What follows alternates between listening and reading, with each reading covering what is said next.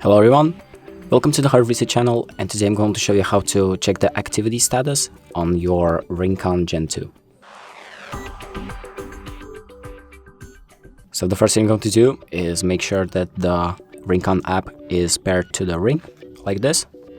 And then we're going to go to the Insights tab and scroll down to find the activity. So you have this activity circle right here. You can just click on the activity tab and you'll see all of the details. So you can check the days. You can click on this button right here to check through the calendar and check all the activity throughout the days.